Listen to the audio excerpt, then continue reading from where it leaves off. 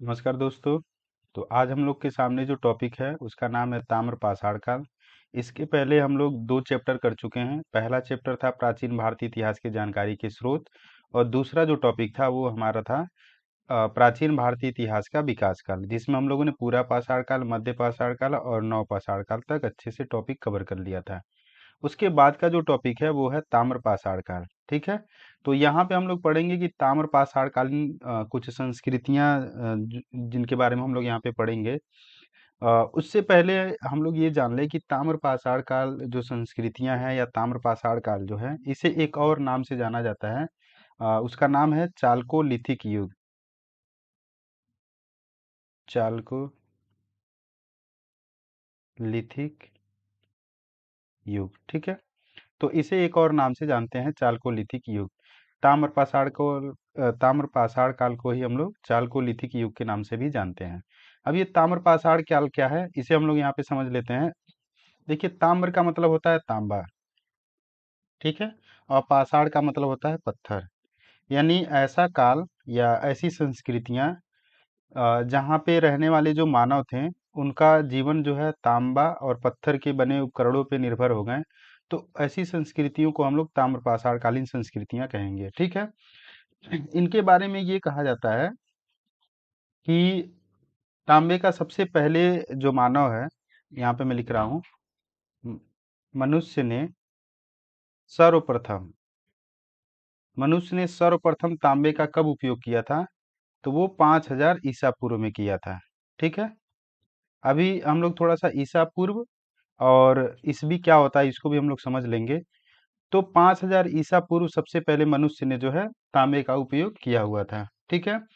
ताम्र पाषाण कालीन जो संस्कृतियां रही हैं वो ग्रामीण कृषि ग्रामीण कृषक संस्कृतियां रही हैं। ग्रामीण कृषक संस्कृतियां रही हैं। अब यहाँ पे बार बार एक शब्द आ रहा है, संस्कृतियां। ठीक है। तो हम लोग संस्कृति भी देख लेंगे क्या होता है, संस्कृति क्या होती है और सभ्यता क्या होता है। यहीं पे हम लोग समझ लेते हैं, उसके बाद जो है हम लोग आगे बढ़ते हैं। चलिए ठीक है। ताम्र पसारकालीन संस्कृतियां, तो संस्कृतियां क्या होती हैं, जैसे कि आप लोग जानते हैं कि हम लोग एक समाज में रहते हैं। उस सामाजिक व्यवस्था के अंतर्गत बहुत सारे रीति रिवाज होते हैं। ठीक है। रहन सहन होते हैं। खान पान होते हैं। खान पान होता है। ठीक है। और भी कई सारे जैसे वैवाहिक अ, संबंध या वैवाहिक नीतियां होती हैं, तो वो रीति रिवाज के अंतर्गत ही आ जाएगा। ठीक है। तो रीति रिवाज, खान पान, रहन सहन, भाषा, भाषा को भी हम इसके अंतर्गत ले सकते हैं। जो हम एक तरीके से एक लाइन में अगर हम बताएं कि संस्कृतियां क्या होती है, तो हम ये कहेंगे कि ऐसी रीति रिवाज, रहन सहन, खान पान, भाषा जो हमेशा विद्यमान होती है। ठीक है। जो समाप्त नहीं होती है, लंबे समय से वो हमारे समाज में विद्यमान होती है। जैसे आज भी हम लोग देखेंगे कि जो हमारे वहाँ रीति रिवाज है, चाहे वो विवाह करने की रीति हो, ठीक है, या बच्चों की जो मुंडन होते हैं वो रीति हो गए, पूजा पाठ हो गए। बहुत सारी रीति रिवाज हैं जो आज भी बहुत लंबे समय से हमारे समाज में विद्यमान है। उसी तरीके से रहन सहन, जैसे हम लोग रहते हैं, खान पान जो है हम लोग का, वो भी लंबे समय से वही है। ठीक है। तो ऐसी चीजें जो परिवर्तित नहीं हो, वो लंबे समय से हमारे समाज में विद्यमान हो, उन्हीं को हम संस्कृतियां कहते हैं। और ऐसी चीज जो लंबे समय से हमारे समाज में ना हो, यानी उसका समापन हो जाए, यानी समाप्त हो जाए, उसे हम लोग सभ्यता कहते हैं। तो जैसे सिंधु घाटी सभ्यता का नाम हम लोग के सामने आता है बार बार। तो अब यहाँ पे ताम्रपाषाण कालीन संस्कृतियां पढ़ने के पीछे का कारण ये है कि आज भी वर्तमान में भारत के कुछ क्षेत्र ऐसे हैं जहाँ पे आज भी कुछ संस्कृतियां पाई जाती हैं। तो उन्हीं संस्कृतियों के बारे में हम लोग यहाँ पे पढ़ेंगे। तो ताम्रपाषाण कालीन संस्कृतियों के अंतर्गत कौन कौन सी संस्कृतियां हैं जो आज विद्यमान है, कहीं ना कहीं भारत के कुछ अलग अलग क्षेत्रों में, अलग अलग राज्यों में हमें देखने के लिए मिलती हैं। उन्हीं ताम्रपाषाण कालीन संस्कृतियों के बारे में एक एक से हम देख लेंगे। तो वो कौन कौन है, मैं यहाँ पे एक बार लिस्ट बना देता हूँ, फिर एक एक को बारी बारी से हम लोग डिस्कशन करेंगे। अगर मैं पहला बताऊं तो ये है बनास संस्कृति। इसे आहार संस्कृति भी कहा जाता है। ठीक है। और इसका जो संबंध है वो है राजस्थान से। ध्यान दीजिएगा, ये राजस्थान में ये संस्कृतियां आज भी पाई जाती हैं। हम लोग देखेंगे कि इसकी विशेषताएं क्या हैं, इसे कब से कब तक जो है ये संस्कृतियां पाई गई थी, और कहीं ना कहीं उसके कुछ अवशेष अभी भी जो है हमें वहां से मिले हैं। इसके अलावा एक कायथा संस्कृति है, और कायथा संस्कृति का जो संबंध है वो है मध्य प्रदेश से। मध्य प्रदेश से, ठीक है। इसी तरीके से एक और संस्कृति मिलेगी, उसका नाम है मालवा संस्कृति, और मालवा संस्कृति का संबंध जो है वो है गुजरात राज्य से, ठीक। एक और संस्कृति है जोरवे संस्कृति, और जोरवे संस्कृति का संबंध जो है वो है महाराष्ट्र से। तो देखिए कई बार हमारे प्रश्नों में पीसीएस के लेवल में, यूपीएससी में भी ये क्वेश्चन बन सकता है, और पीसीएस में तो कई बार बने हुए हैं। जोरवे संस्कृति से क्वेश्चन पूछा गया है कि जोरवे संस्कृति का संबंध किस राज्य से है ना। तो ये सुमेलन के लिए भी आपके प्रश्न आ सकता है आपके एग्जाम में, ठीक है। तो इसे जरूर देख लीजिएगा। अब हम लोग देख लेंगे कि बारी बारी से, जैसे बनास संस्कृति है तो ये राजस्थान में पाई जाती है, ठीक है। इसमें और भी क्या सारी चीजें हैं, तो हम लोग पहले बारीकी से इसको देख लेते हैं एक बार। तो सबसे पहला है बनास संस्कृति। बनास संस्कृति, जैसा कि मैंने बताया आपको कि इसे आहार संस्कृति के नाम से भी जानते हैं। अब आहार संस्कृति क्यों कहते हैं? क्यों कहते हैं? क्योंकि इसके जो क्षेत्र है ना, जिन क्षेत्रों में ये पाए जाते हैं राजस्थान के, उनमें कुछ नाम है, जैसे आहार क्षेत्र है, ठीक है। तो इसीलिए इसे आहार संस्कृति भी कहा जाता है।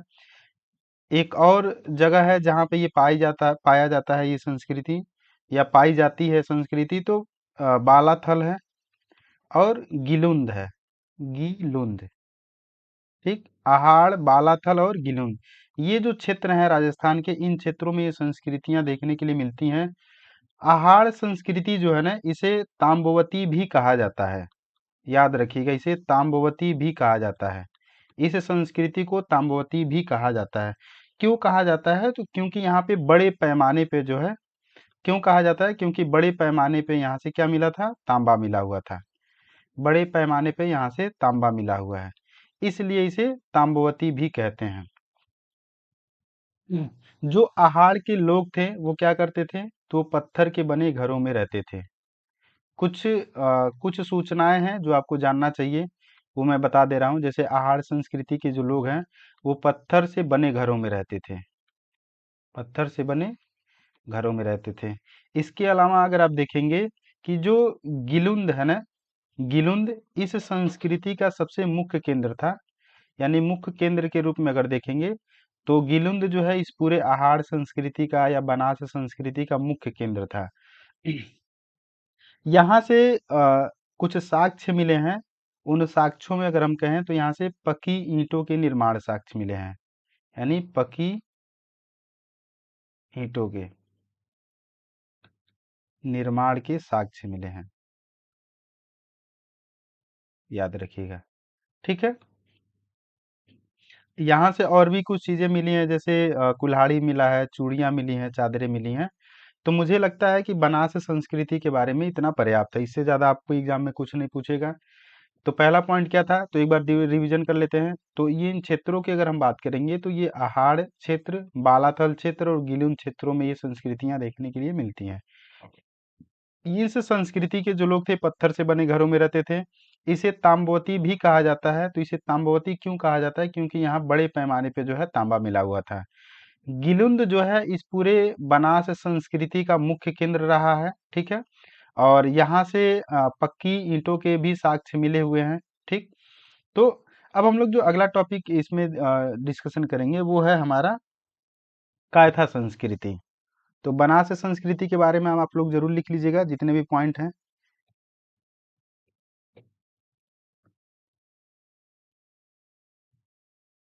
दोस्तों जो भी इस चैनल पे नए हैं जरूर चैनल को सब्सक्राइब कर लें। कुछ वीडियो लेट आ रहे हैं, लेकिन अभी थोड़ी सी कंटिन्यूटी बन नहीं पा रही है, लेकिन हम पूरा कोशिश करेंगे कि आप लोग को वीडियो टाइम टाइम से जो है मिलती रहे ना। तो आप लोग जरूर इसे सब्सक्राइब कर लीजिए, शेयर कर लीजिए ज़्यादा से ज़्यादा लोगों के बीच में। अगला जो हम लोग पढ़ेंगे वो है कायथा संस्कृति। कायथा संस्कृति के बारे में कहा जाता है कि इसका जो प्रमुख क्षेत्र है ना, वो कायथा वाला जगह है। कायथा, कायथा कहाँ पड़ता है? तो ये मध्य प्रदेश में, और वहीं पे जो है एरड़ मिलता है। एरड़ का नाम आप लोग एक बार और कहीं पढ़े होंगे एंशिएंट हिस्ट्री में, कि एक एरड़ अभिलेख मिला हुआ है। एरड़ अभिलेख। और एरड़ अभिलेख जो है गुप्त काल का एक शासक रहता है, उसका नाम था भानुगुप्त। भानुगुप्त से ही संबंधित है एरड़ अभिलेख। और इस एरड़ अभिलेख में जो है सती प्रथा का उल्लेख मिला हुआ है ना, सती प्रथा का उल्लेख मिलता है। तो याद रखिएगा, इससे कहीं ना कहीं हमें दो तीन पॉइंट और हो जाएंगे कि गुप्त काल जो है वहां पे कहीं ना कहीं सती प्रथा का जो है प्रचलन था। ठीक है। और एरड़ अभिलेख से क्या हमें जानकारी मिलती है, तो सती प्रथा की जानकारी मिलती है कि कहीं ना कहीं गुप्त काल में सती प्रथा का प्रचलित थी। तो हम लोग ने देख लिया कि इसके जो क्षेत्र है वो कायथा है और एरड़ है। कायथा से यहाँ से तीन तरीके के जो है, एक तो यहाँ से मृदभांड मिले हुए हैं, मृदभांड। और ये जो मृदभांड मिले हुए हैं, तो कुछ मृदभांड जो है हड़प्पा काल से पहले के हैं। यानी तीन तरीके से हम कह सकते हैं कि ये तीन, एक तो प्राक हड़प्पयन है, प्राक हड़प्पयन, और दूसरा हड़प्पयन है यानी हड़प्पन काल का है। और तीसरा जो है हड़प्पा के बाद का है, यानी उसको हम कहेंगे हड़प्पोत्तर, हड़प्पोत्तर। ठीक है। यानी हड़प्पा से पहले के भी साक्ष्य मिले हैं, हड़प्पा के टाइम के भी जो है साक्ष्य मिले हैं, और हड़प्पा के बाद के भी जो है साक्ष्य मिले हैं। तो वो साक्ष्य में क्या है, मृदभांड मिले हुए हैं। ठीक है। इसके अलावा यहाँ से स्टेटाइट मिला हुआ है, कार्नेलियन मिला हुआ है। ठीक है। इस तरीके के जो कीमती पत्थर हैं वो भी यहाँ से मिले हुए हैं। तो यहीं पे मैं लिख दे रहा हूँ स्टेटाइट, ये कीमती पत्थर होते हैं। और दूसरा है कार्नेलियन, कार्नेलियन। तो स्टेटाइट और कार्नेलियन जैसे कीमती पत्थर भी जो है यहाँ से मिले हुए हैं। चलिए, अगला हम लोग देखेंगे मालवा संस्कृति। कैथा संस्कृति हमारा हो गया। कैथा संस्कृति के बाद हम लोग देखेंगे मालवा संस्कृति। और मालवा संस्कृति जी का जो संबंध है वो है गुजरात से है।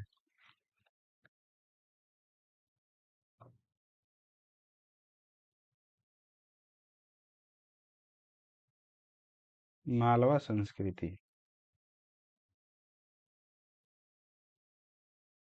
मालवा संस्कृति का संबंध कहाँ से है, तो इसका संबंध गुजरात से है। तो गुजरात के किन क्षेत्रों से है, उन क्षेत्रों का भी नाम लिख लीजिए। ये ये जो क्षेत्र है ना, आपको गुजरात और मध्य प्रदेश दोनों में कॉमन मिलेगा। तो कायथा जो क्षेत्र है उधर भी मिलता है ये, एरड़ जो क्षेत्र है उधर से भी मिला है, और एक जो है नवदा टोली है, नवदा टोली, यहाँ से भी जो है मालवा संस्कृति के साक्ष्य मिले हैं। ठीक है। मृदभांड मिले हुए हैं, मृदभांड मिले हुए हैं। और ये मृदभांड बताए जाते हैं कि उत्कृष्ट मृदभांड है। ठीक। नवदा टोली से जो है कृषि के साक्ष्य मिले हुए हैं। तो यहाँ से दो तीन पॉइंट है, मृदभांड जो मिले हैं वो उत्कृष्ट हैं, कृषि के साक्ष्य जो है नवदा टोली से मिले हुए हैं। ठीक है। और इनके जो क्षेत्र हैं वो है कायथा, एरड़ और नवदा टोली। चौथा जो है वो है जोरवे संस्कृति, जोरवे संस्कृति। जोरवे संस्कृति का संबंध मैंने पहले ही बता दिया कि ये महाराष्ट्र से है। ठीक है। महाराष्ट्र में भी किन क्षेत्रों से है, तो जोरवे क्षेत्र से है। इसके अलावा जो है दैमाबाद है। ठीक है। इनाम गांव है, इनाम गांव है। और एक और क्षेत्र है नेवासा। तो ये क्वेश्चन ऐसे भी बना हुआ है कि जोरवे संस्कृति का संबंध निम्नलिखित में से किन क्षेत्रों से है ना। तो याद रखिएगा, इनाम गांव से है, नेवासा से है, दैमाबाद से है और जोरवे से है। ये कहाँ पड़ता है, तो ये महाराष्ट्र राज्य में पड़ता है। ठीक है। बताया जाता है कि जो दैमाबाद है यहाँ से भारी मात्रा में जो है ना कांसे मिले हुए हैं। ठीक है। कांसे की वस्तुएं मिली हुई हैं, ऐसे समझ लीजिए। भारी मात्रा में कांसे की वस्तुएं मिली हैं, कहाँ से, दैमाबाद से। इनाम गांव के बारे में कहा जाता है कि ताम्र पाषाण काल की ये सबसे बड़ी बस्ती थी। यहीं पे लिख लीजिएगा, ये सबसे बड़ी बस्ती थी ताम्र पाषाण काल की। ठीक है। इसके अलावा बताया जाता है कि हड़प्पा संस्कृति का प्रभाव जो है वो कहीं ना कहीं इन क्षेत्रों में भी मिलता है। और यहाँ से गैंडा, हाथी, भैंसा, रथ इस चलाते हुए जो है मनुष्य की कुछ आकृतियां भी यहाँ से मिली हुई हैं। तो याद रखिएगा, ठीक है। तो मुख्य रूप से हम लोगों ने चार संस्कृति के बारे में देख लिया। पहला बनास संस्कृति, कायथा संस्कृति और कायथा संस्कृति, मालवा संस्कृति और जोरवे संस्कृति। तो दोस्तों ये हमारा ताम्र पाषाण कालीन था। अगला जो टॉपिक है वो है हमारा, जैसे यहाँ पे आप लोग देख रहे होंगे कि तांबे की कुछ वस्तुएं भी आपको मिल जाएंगी, ठीक है। देखिए यहाँ पे बहुत सारी तांबे की वस्तुएं आपको मिल जाएंगी। चलिए अगला जो टॉपिक है वो है हमारा महापाषाण काल। महापाषाण काल हम लोग देखेंगे। यहाँ पे दो चीजें आपको मैंने इमेज के रूप में दिखाने का प्रयास किया है। मुख्य रूप से महापाषाण काल का जो संबंध है ना वो दक्षिण भारत से है, ये याद जरूर रखिएगा। और इसका जो समय बताया जाता है कि कब से कब तक का समय रहा है, तो ये 1000 BC से प्रथम शताब्दी तक रहा है। प्रथम शताब्दी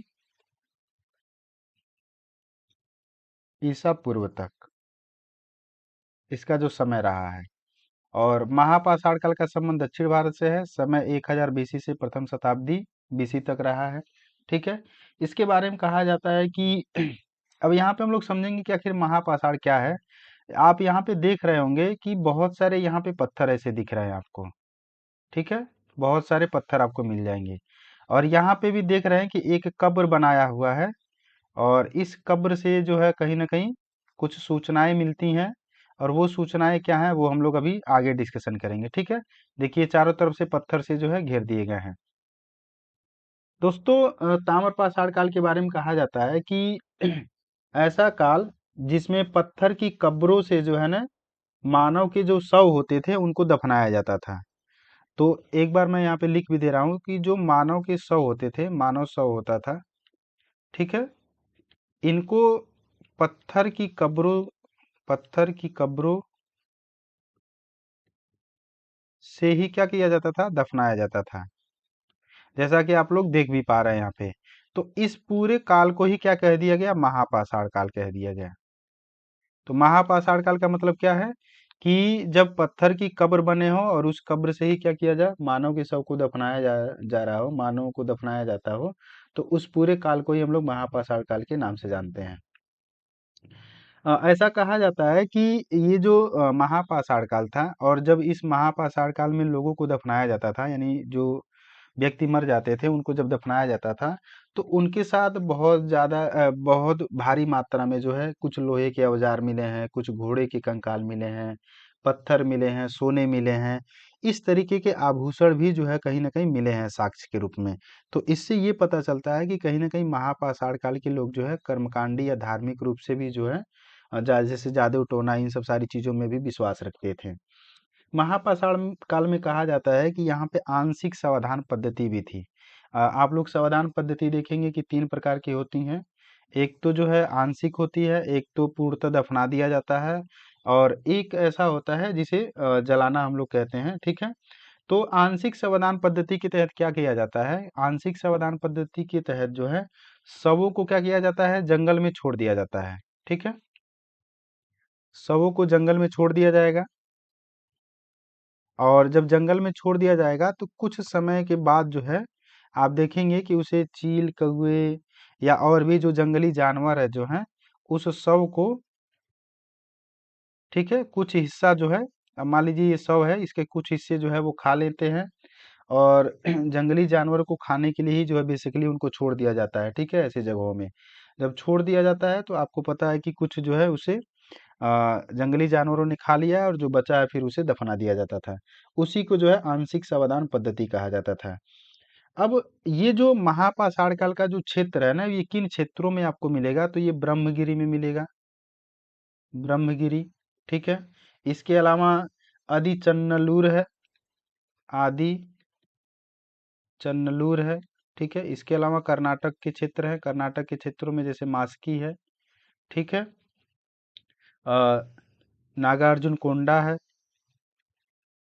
नागार्जुन कोंडा है, ठीक है। तो ये कुछ क्षेत्र है जहाँ पे महापाषाण कालीन संस्कृतियां देखने के लिए मिलती हैं। तो मैंने आपको ताम्रपाषाण कालीन संस्कृतियां और महापाषाण कालीन संस्कृतियों के बारे में बता दिया है, ठीक है। तो अब आपको क्या करना है कि अभी तक हम लोगों ने 2 चैप्टर यहाँ पे कंप्लीट कर लिया है पूरी तरीके से।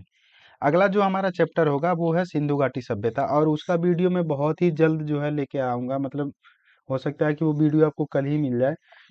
तो आज हम लोग जो है पूरी तरीके से 2 चैप्टर कंप्लीट कर लिए हैं। अब हम लोग करेंगे क्या कि पहला चैप्टर और जो दूसरा दूसरा चैप्टर हुआ है, इन दोनों को मिला के कम से कम 25, 30 या 40 प्रश्न जो है, जो मैंने बनाए हुए हैं या जो पिछले साल जो आए हुए हैं, उनको जो है मैं यहाँ पे डिस्कशन करा दूंगा। ठीक है दोस्तों, तो आज के लिए बस इतना ही। तब तक के लिए नमस्कार। हम लोग मिलते हैं अगला टॉपिक सिंधु घाटी सभ्यता के साथ।